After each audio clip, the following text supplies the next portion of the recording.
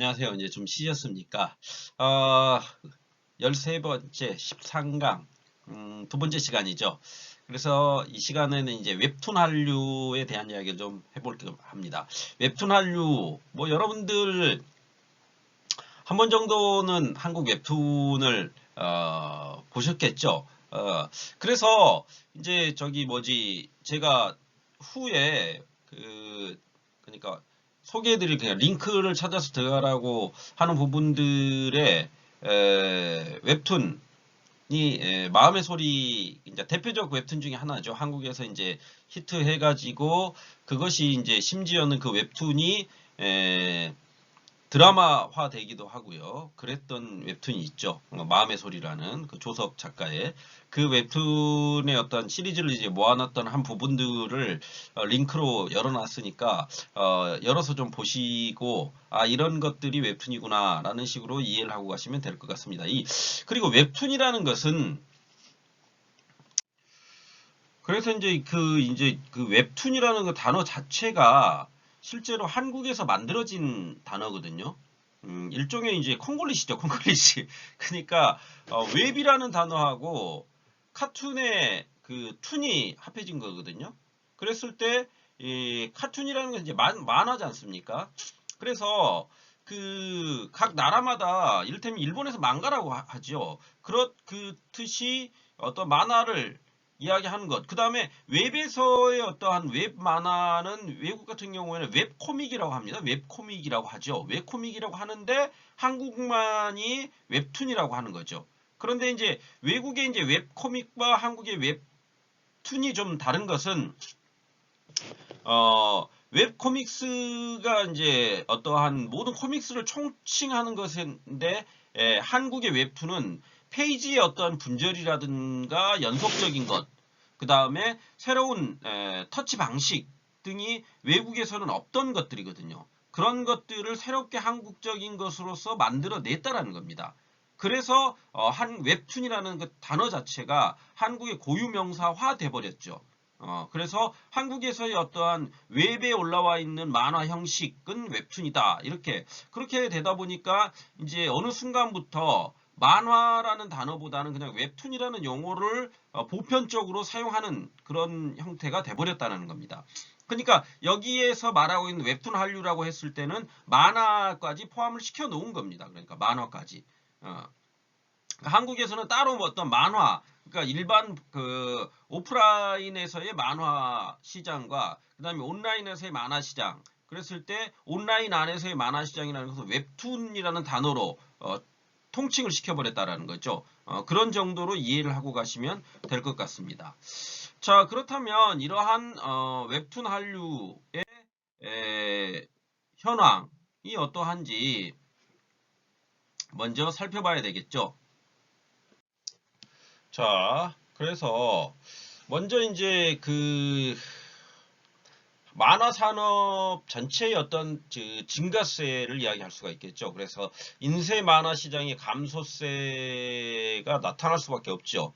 그게 이제 왜 그러냐면 급격하게 이제 디지털 만화 시장으로 넘어가 버리지 않습니까? 그래서 인쇄 만화 시장의 어떤 감소세를 디지털 만화 분야가 상쇄하게 되면서 성장을 하게 되죠. 그래서 만화 산업에서 어떤 디지털 미디어 플랫폼의 중요성이 날로 증가되고 있는 상태라는 거죠. 그렇게 되니까 앞서 이제 제가 어떤 웹툰이라는 단어에서도 의미하는 바가 있듯이 한국의 어떤 만화 시장 자체가 디지털 웹 안에서의 미디어 플랫폼, 디지털 웹 미디어 플랫폼으로 옮겨가고 있는 실정이다. 이렇게 이해를 하고 가시면 될 것 같습니다. 다음으로 이제 웹툰이 어떤 수출 호조세가 유지되고 있는 상황이죠. 그래서 웹툰 산업의 규모라는 것은 이제 매년 꾸준히 성장하고 있죠. 그래서 유료 콘텐츠 수출이 이중 가장 큰 비중을 차지하게 됐고요. 수출의 형태는 원작품 수출이 가장 높게 나타나고 있다는 겁니다. 원작품 수출이. 그래서 주요 시장으로는 이제 미국, 중국, 일본 등을 들 수가 있는데요. 그 중에서 이제 먼저 미국의 경우는 디지털 코믹스 시장 안에 진출하는 한국 기업인 라인 웹툰이라든지 레진 코믹스, 그 다음에 타파스 미디어 등이 꾸준한 성장세를 보이고 있다는 거죠. 그 중에 이제 가장 대표적인 것은 이제 어떤 네이버 안에 있는 네이버의 어떤 라인 웹툰이죠. 네이버 안에 있는 라인 웹툰.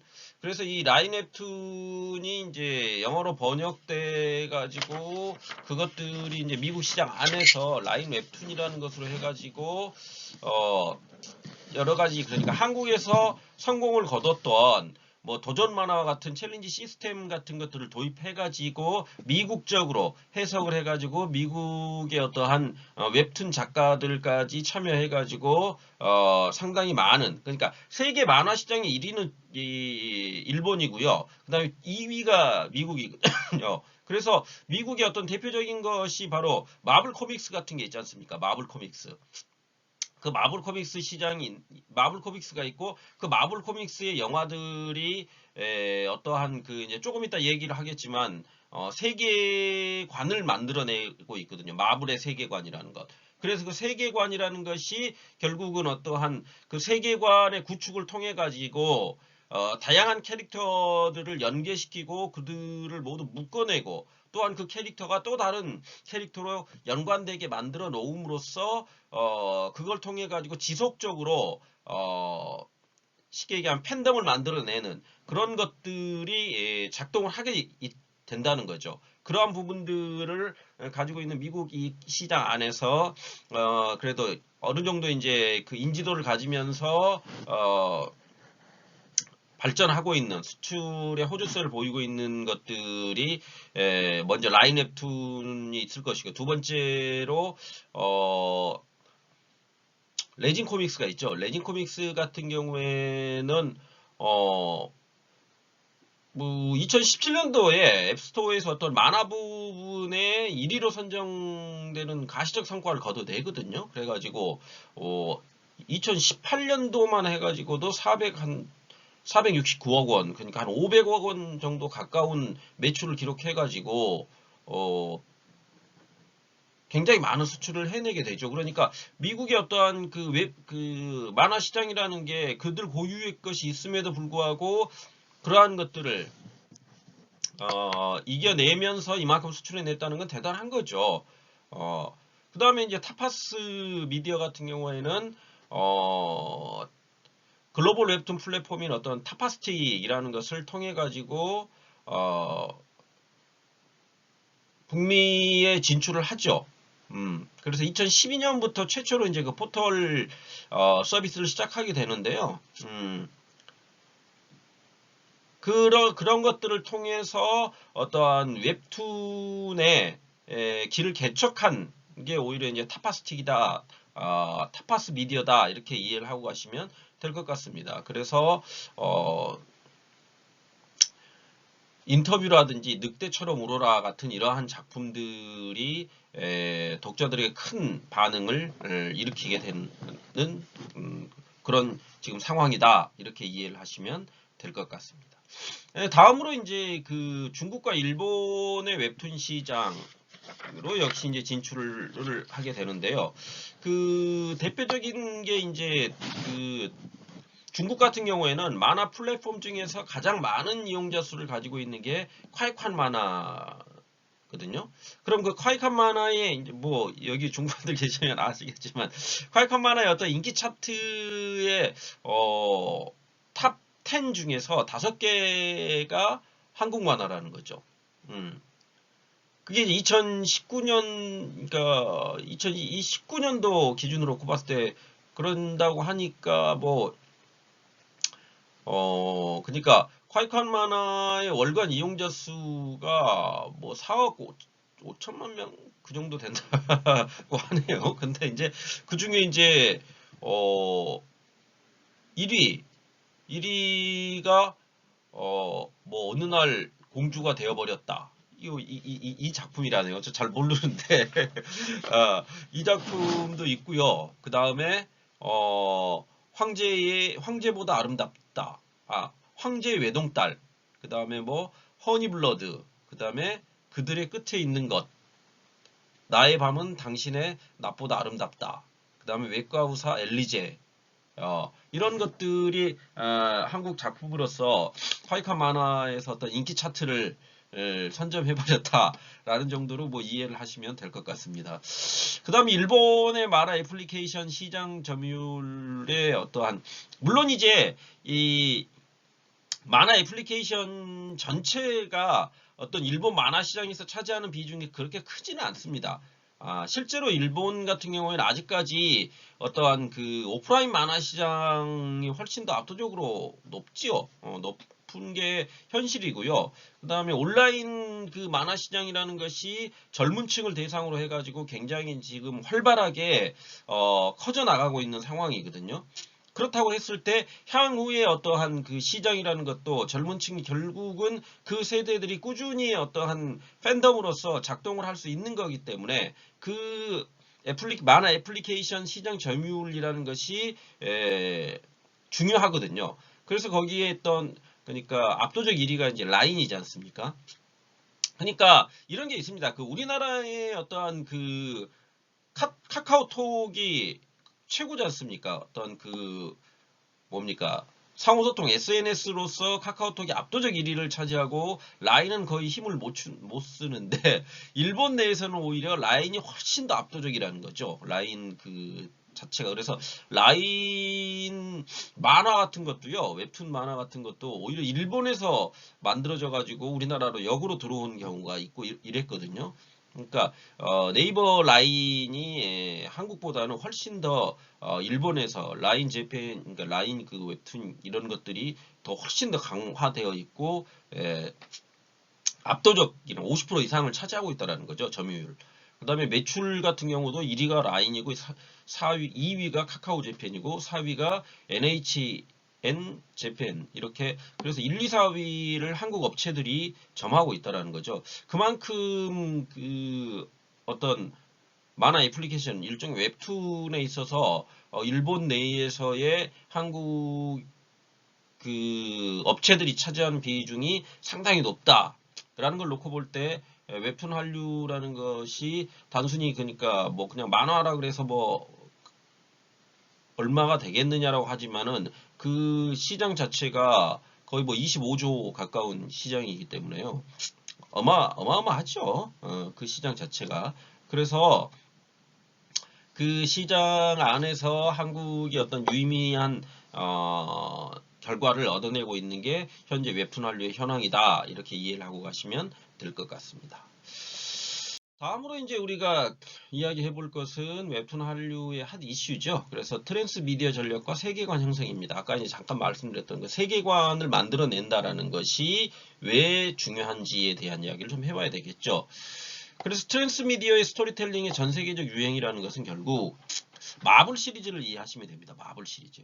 마블 시리즈에서 보던 하나의 캐릭터가 복수의 미디어 컨텐츠를 넘나들면서 스토리가 진행되는 형태가 전 세계적으로 유행되고 있는 상황이라는 거죠. 그러니까 마블 코믹스라는 게 있지 않습니까? 그러면 우리 이제 보통 마블 코믹스 했을 때 이제 그 대표적 캐릭터들이 있죠. 마블 코믹스의 대표적 캐릭터들.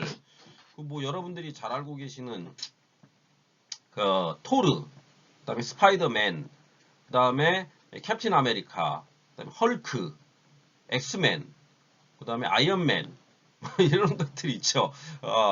그다음에 뭐 블랙팬서 얼마 전에 그 블랙팬서 주인공이 죽었죠. 그다음에 뭐 가디언스 오브 갤럭시 미국에서 굉장히 유행을 많이 했었죠.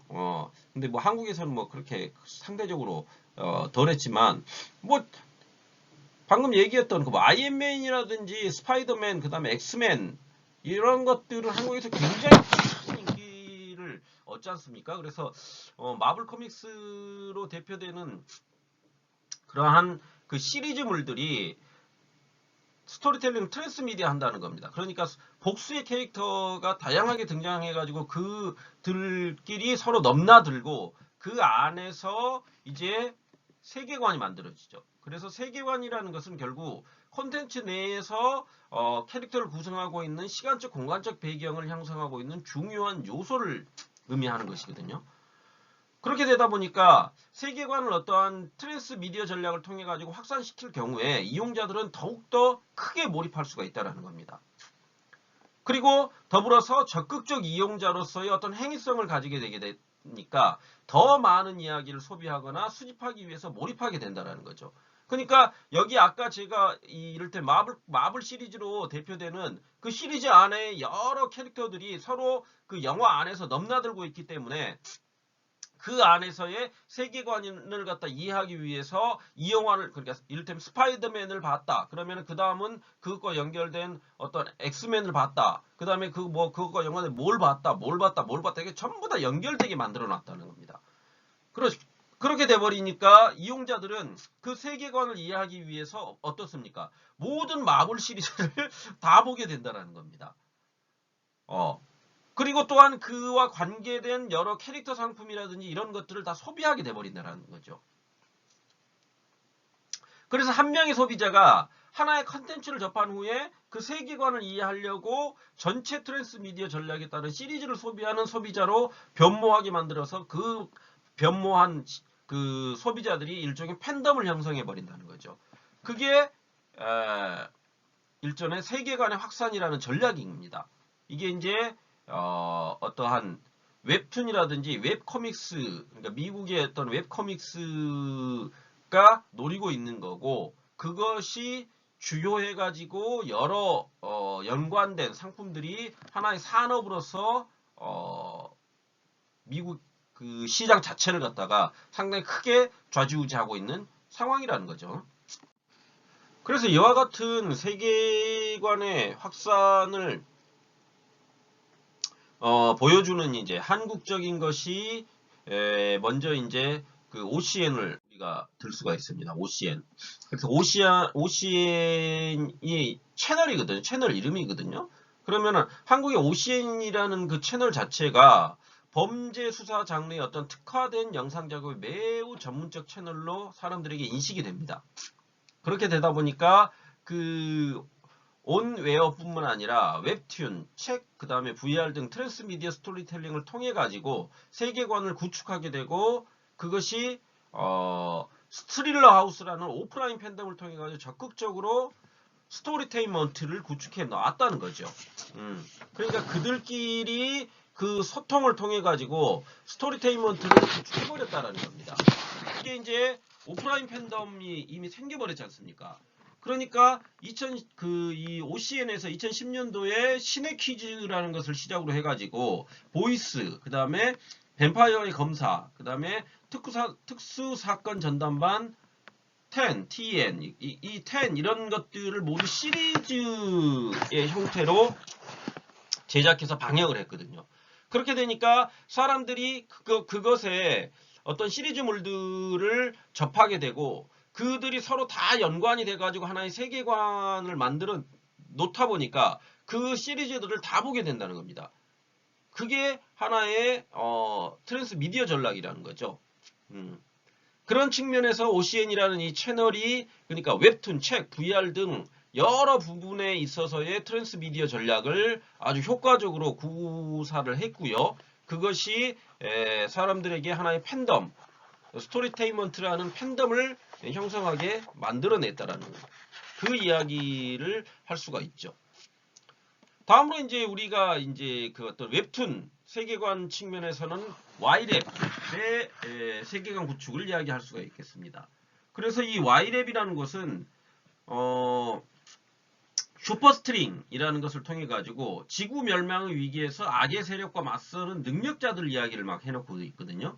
그래서 시면의 하늘, 테너맨, 부활남, 아일랜드, 신암행어사 등 13개 작품을 통해 가지고 네이버 웹툰 안에 슈퍼스트링 전용관을 만들어내는 어떤 성과를 거두어냈다는 거죠. 그러니까 Y랩의 작품들만을 전용관으로 만들어냈다는 겁니다. 그게 이제 여기 지금 5개 정도가 많은데 13개 작품이라는 것이 뭐 이를테면 신석기녀, 그 다음에 신암행어사, 버닝헬, 파라코, 하우스키퍼, 그 다음에 호러 전파상, 웹우스트 비라부터, 그 다음에 테러맨, 나의 밤은 당신의 낮보다 아름답다. 그 다음에 아일랜드, 부활남, 프린스 왕자, 그 다음에 강타우, 그 다음에 심연의 하늘. 이런 식으로 슈퍼스트링이라는 것들이 결국 악의, 그러니까 여기는 테러맨 이런 것들도 일종의 지구멸망 위기에서 악의 세력과 맞서는 능력자라는 거죠. 그런 것들이 13개의 이야기들이 서로 연결되어 있다는 겁니다. 그걸 통해 가지고 세계관을 구축해 놓으니까 사람들이 그 세계관 구축에 호응을 해 가지고 그 웹툰, 한국형 웹툰 Y랩의 전용관을 만들어줄 정도로 사람들이 거기 푹 빠져버렸다는 거죠. 그래서 그 웹툰들을 지속적으로 소비하는 하나의 팬덤이 돼버렸다는 겁니다. 그런 것들을 이야기할 수가 있었죠. 그게 이제 트랜스미디어 전력과 세계관의 형성에 관한 이야기가 되겠습니다. 다음으로 이제 우리가 얘기해 볼 것이 웹소설의 웹툰화, 그 다음에 웹툰의 영상화에 대한 이야기를 좀 해볼 수가 있겠죠. 그래서 웹툰 IP의 방송 영상화입니다. 그러니까 IP라는 게 이제 지적재산권이라고 했지 않습니까? 그러니까 웹툰의 어떤 지적재산권을 방송 영상으로 만들어냈다라는 거죠. 그래서 네이버 웹툰의 어떤 드라마화에 가장 적극적이었던 플랫폼으로 네이버 TV가 있죠. 그래서 네이버 TV 같은 경우에는 어떤 네이버 TV를 열었거든요. 네이버에서. 그러니까 그 활용도를 높여야 되지 않습니까? 그렇게 되다 보니까 웹툰을 드라마로 만들기 시작합니다. 웹툰을 드라마로. 그래서 이제 거기에서 아까 말씀드렸던 마음의 소리 같은 것들도 웹드라마로 만들어지게 되는 거죠. 그래서 네이버 TV에서 그렇게 만들어지다가 그것이 성공을 하다 보니까 그게 지상파 방송으로까지 영역으로까지 넘어가가지고 그 마음의 소리라는 게 이제 그렇게 지상파 방송에서도 방영되기에 이르게 되는 겁니다. 그렇듯이 그 어떤 웹툰을 영상화 시켜가지고 그 영상의 영역을 굉장히 범주를 확장시켜 놓는 그런 작업들을 했다라는 거죠. 그런 이러한 웹툰 영상화의 이점이라는 것은 결국은 소재 고갈의 문제를 벗어날 수 있다는 겁니다. 소재가 이제 어떠한 그 한정돼 버리는 소재들이 있거든요. 그거를 넘나들 수가 있다는 거죠. 그러니까 드라마 안에 웹툰을 집어넣는 경우도 있었습니다. 그러니까 만화적 요소들을 집어넣어 가지고 우리가 이제 만찢남이라는 그것들 만화를 찍고 나온 남자 같은 그 만찢남들이 있지 않습니까? 그러니까 굉장히 잘생긴 그 남자 배우를 만찢남이라고 그랬거든요. 그러니까 만화를 찍고 나온 남자 같은 그런 남자 캐릭터지요. 그래서 이제 그 만찢남이라는 영화가 만들어질 정도 그러니까 그 어떠한 웹소설을 웹툰화하고요. 그 웹툰을 다시 드라마화하고 영상화하는 그러한 작업들. 그것들이 결국은 소재 고갈의 문제를 먼저 벗어나게 해주고요. 두 번째는 팬덤과 이용자층을 확보할 수가 있다는 거죠. 왜 그러냐면은 그 웹툰이라든지 이런 것들을 봤던 그 시청자층이 그것을 영상화한다 그럴 때 그대로 뭡니까? 시청자층으로 유입될 수가 있다는 겁니다. 그 팬덤들이 있기 때문에. 그 다음에 드라마나 영화의 어떤 장르적 한계를 갖다가 뛰어넘을 수가 있다는 거죠. 왜? 만화적 상상력이라는 말이 있지 않습니까? 우리가 보통 이야기할 때. 그 만화적 상상력이라는 것은 일반 그러니까 소설이라는 것이 있음직한 이야기잖아요. 있음직한 이야기인데 그 있음직한 이야기가 가지고 있는 한계라는 것은 있음직한 이야기이기 때문에 그 이상을 넘나들 수는 없게 되는 거거든요. 그런데 그거를 만화적인 요소들이 가미가 되면 뛰어넘어 버릴 수 있다는 거죠. 그건 왜? 만화적 상상력을 통해서 할 수 있다는 거죠. 그러니까 시공간을 자연스럽게 넘나들 수 있게 만들어 놓는다는 거죠. 시공간을. 그러면은 그 만화 속으로 그 이를테면 캐릭터가 들어간다거나 그 만화 속을 뚫고 다시 현실 세계로 넘나드는 그런 것들이 가능해지게끔 상상력이 가능해지게끔 만들 수 있다는 겁니다. 그러한 것들이 바로 웹툰 영상화의 이점이다. 이렇게 이해하고 가시면 되겠습니다. 그래서 이제 우리가 이제 보통 글로벌 성공 모델 가능성을 점치게 한 게 이제 킹덤이라고 할 수가 있죠. 그래서 먼저 이제 그것보다 앞서서 이제 노블 코믹스의 어떤 김비서가 왜 그럴까의 경우처럼 그 김비서가 왜 그럴까라는 것은 웹소설이었거든요. 그런데 그 웹소설을 김비서가 왜 그럴까라는 웹툰으로 만듭니다. 그리고 그 웹툰을 다시 영상으로 만들죠. 그래서 김비서가 왜 그럴까에 그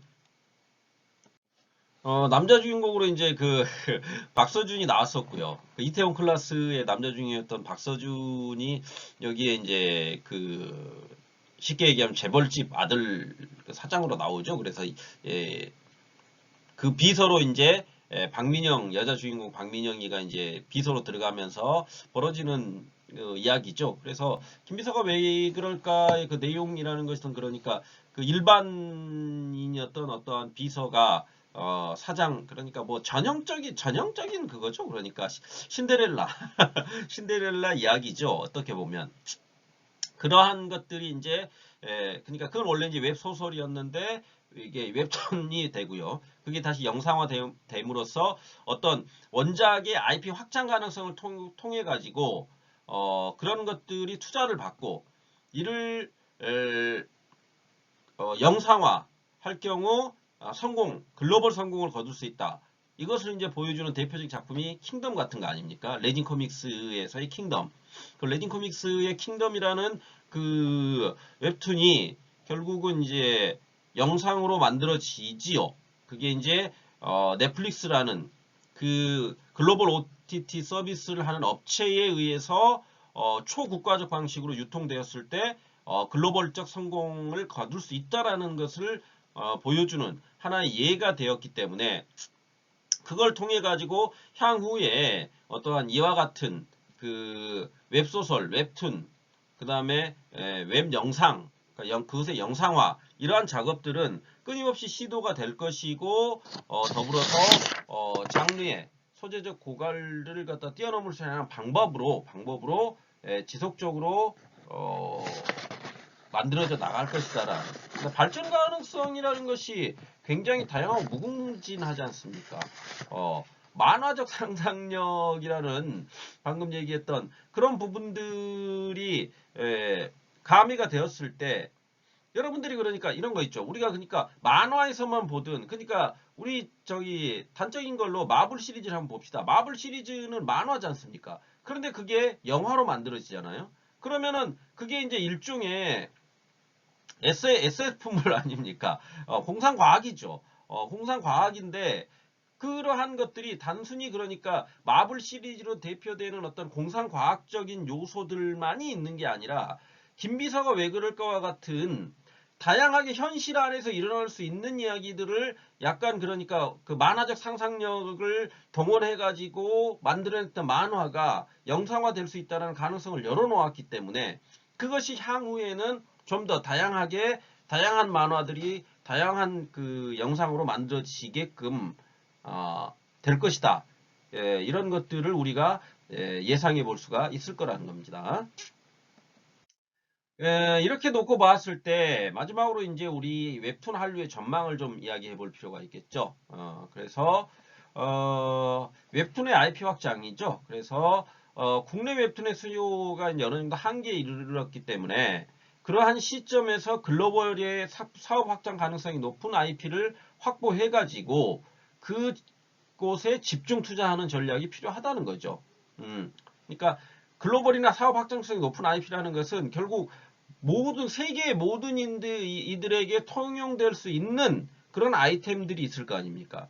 그런 것들을 그러니까 그 킹덤 같은 경우가 코리안 좀비이지 않습니까? 그럼 좀비물이라는 것은 전 세계적으로 전 세계인들이 그걸 갖다 이해하고 받아들인다라는 거죠. 그러니까 귀신이라는 게 각 국가마다 있는데 좀비라는 것은 서양인들이 보기에 일종의 귀신과는 또 다른 형태의 하나의 독특한 캐릭터라고 할 수가 있지 않습니까? 그 좀비의 세계를 한국판으로 한국적인 요소를 섞어가지고 성공하게 된 게 바로 킹덤이라는 거 아닙니까? 그렇듯이 확장 가능성이 다양하고 무궁무진하다 이런 점들이 있기 때문에 성공 가능한 작품들에 대해서는 집중 투자가 이루어져야 된다라는 측면을 이야기해 볼 수가 있겠습니다. 다음으로 확장 가능성의 어떤 구체화 작업이 필요하겠죠. 그래서 웹툰 한류의 어떤 성공 가능성을 높이기 위해서는 각각의 수출 국가와 미디어마다에 맞는 전략을 쓰라는 거죠. 그래서 그 제작과 기획 단계부터 글로벌 확장 가능성을 염두에 두고 작가 간의 공동 창작도 가능하다는 거죠. 그런 면에서 보면은. 그렇게 해가지고 다양한 작가군들이 서로 연합 형태로서 그 글로벌적인 측면을 갖다 고려한 작업들을 해 나갈 필요가 있다. 이렇게 이야기해 볼 수가 있겠습니다.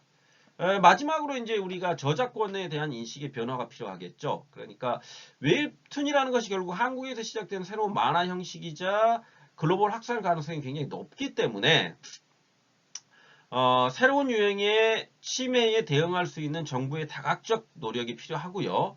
국민 개개인이 한국 웹툰의 어떤 불법 복제를 하지 않으려는 노력이 절실한 실정이라는 겁니다. 그러니까 한국만의 어떤 컨텐츠, 독특한 캐릭터이고 컨텐츠이기 때문에 그걸 지켜나가는 건 역시 우리 한국 스스로가 중요하게 인식하고 한국인들 개개인들도 어떤 불법 복제를 하지 않으려고 하는 그런 인식을 가져야 한다는 겁니다. 그 불법 복제라는 것은 결국 뭐냐면 컨텐츠 생산자들을 허탈하게 만들어버리는 거거든요.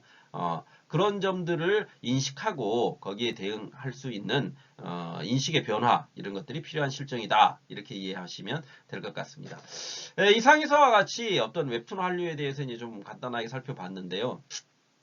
여러분들이 이후에 제가 이제 올려드린 그 자료, 그러니까 첨부 파일 있죠? 첨부 파일에 보시면 총 4개 정도의 어떠한 그 영상들을 제가 올려놨습니다. 그래서 첫 번째는 그 음식 한류에 대한 것들은 세 번째 시간에 제가 올려놓을 거고요. 그 다음으로 이제 3개의 어떠한 영상이라는 것이 하나가 더 이제 음식 한류에 대한 이야기를 해보게 될 거고요. 다음 마음의 소리 아까 말씀드렸던 웹툰 그러니까 우리 한국 웹툰 중에 유명한 웹툰을 좀 모아놓은 것들을 한번 여러분들이 감상을 해보시고요. 맨 마지막이 이제 세계 웹툰 포럼의 내용들을 실황을 갖다 이제 모아놓은 건데요. 그 부분은 이 세 번째 것은 여러분들이 뭐 보시든 안 보시든 큰 상관은 없는데 뭐 관심 있는 분들은 보라고 제가 올려놓은 겁니다. 그러니까 앞으로의 어떤 웹툰이라는 것의 방향성이라든지 이제 이런 이야기들을 좀 해놓고 있습니다. 향후에 웹툰이 어떤 식으로 나아가야 되는지에 대한.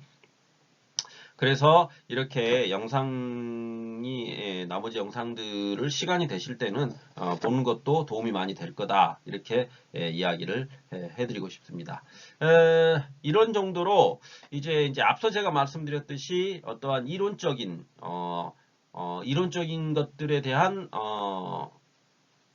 강의는 모두 이제 마무리를 짓도록 하겠습니다. 그리고 14강과 15강의 경우는 여러분들이 이제 직접 한국 문화를 체험을 해야 되는 거고요. 그걸 어떤 식으로 체험하고 그거에 대한 그 A4 용지 한 장 정도의 보고서를 어떤 식으로 작성해서 제출하는지에 대해서는 제가 14강, 15강에 각각 안내하는 영상을 올려놓도록 하겠습니다. 그러면 그 안내 영상을 잘 보시고 그 안내 영상에 따라서 여러분들이 요구사항을 이행하시면 될 것 같습니다. 듣느라고 수고들 하셨습니다. 감사합니다.